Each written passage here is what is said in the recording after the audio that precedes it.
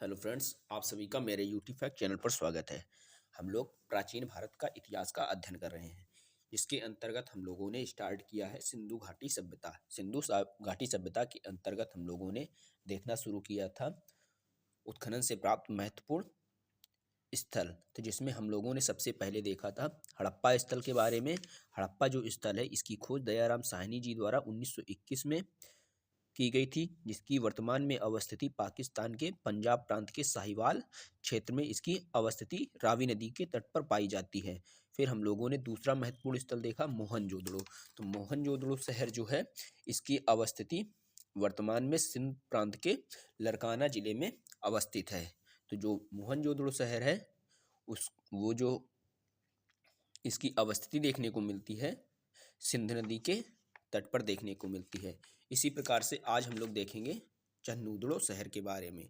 तो जो उत्खनन से प्राप्त चन्हूदड़ो शहर है, उसके बारे में। तो इसकी खोज 1931 ईस्वी में 1931 ईस्वी में एनजी मजूमदार और माधव स्वरूप वत्स द्वारा की गई थी।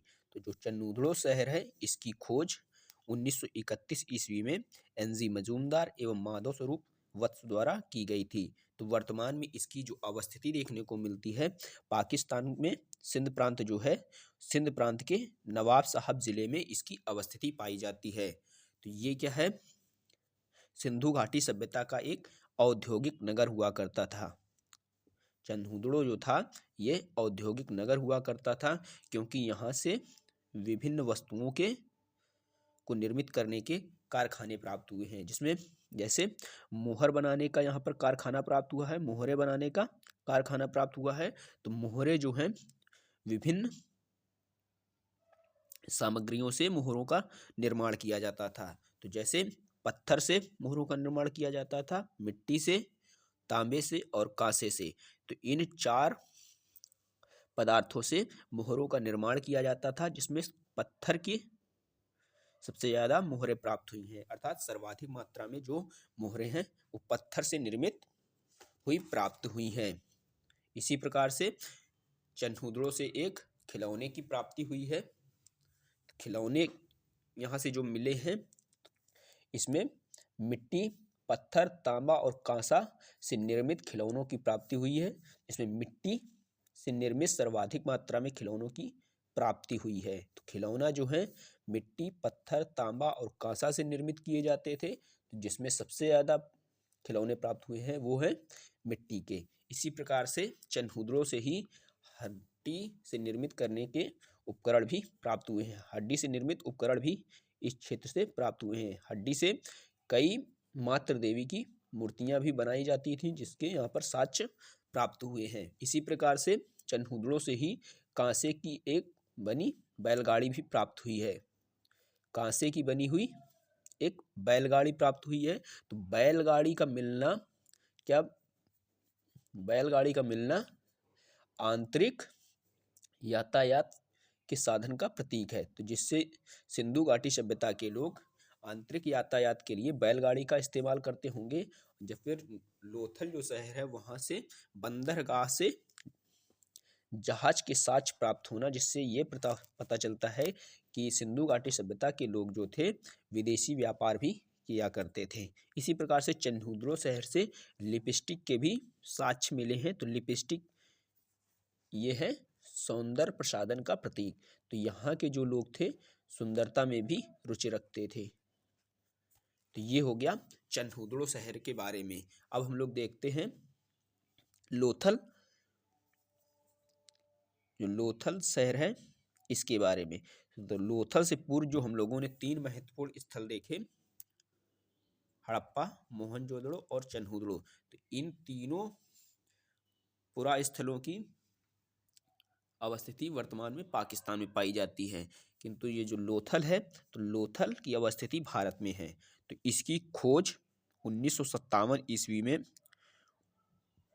1957 ईस्वी में शिकारीपुरा रंगनाथ राव जी द्वारा की गई थी। शिकारीपुरा रंगनाथ राव जी द्वारा 1957 में लोथल सिंधुकालीन स्थल की खोज की गई थी। तो जो शिकारीपुरा रंगनाथ राव जी थे, इन्होंने बताया था कि इन्होंने सिंधु घाटी की जो लिपि है उसको उन्होंने पढ़ लिया है, किंतु बाद में इनकी बताई हुई बात असत्य साबित हुई, क्योंकि ये लिपि पढ़ने में असफल साबित हुए थे। इन्होंने दावा किया था कि मैंने सिंधु लिपि को पढ़ लिया है, किंतु बाद में जब इनसे पूछा गया तो वो उसको बताने में असफल साबित हुए। इसी प्रकार से जो लोथल शहर है,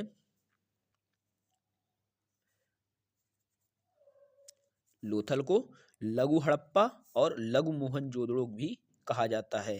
तो लोथल जो शहर है ये गुजरात राज्य में भोगवा नदी के तट पर अवस्थित है।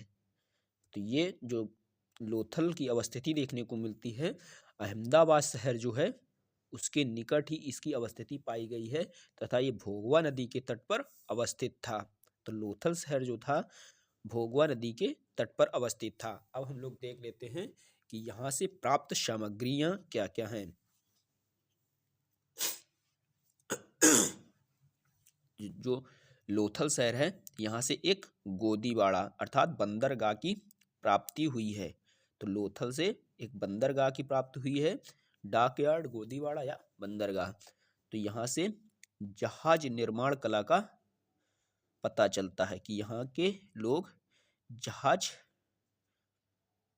प्रौद्योगिकी से परिचित थे, अर्थात जहाज का निर्माण करना जानते थे। तो जहाज का मिलना ये बताता है कि सिंधु घाटी सभ्यता के लोग विदेशी व्यापार भी किया करते थे।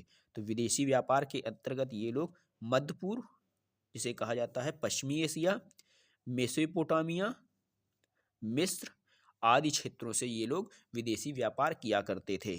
इसी प्रकार से लोथल शहर से अग्निकुंड के भी साक्ष्य प्राप्त हुए हैं। अग्निकुंड से साक्ष्य प्राप्त हुए हैं। तो अग्निकुंड से पता चलता है कि यहाँ के लोग अग्नि पूजा में विश्वास करते थे। तो अग्नि पूजा के भी साक्ष्य लोथल शहर से प्राप्त हुए हैं। यहाँ से लोथल शहर से शतरंज खेल के बारे में भी जानकारी मिलती है। तो यहाँ से एक शतरंज की भी प्राप्ति हुई, जिससे पता चलता है कि सिंधु सभ्यता के लोग खेल में भी रुचि रखते थे।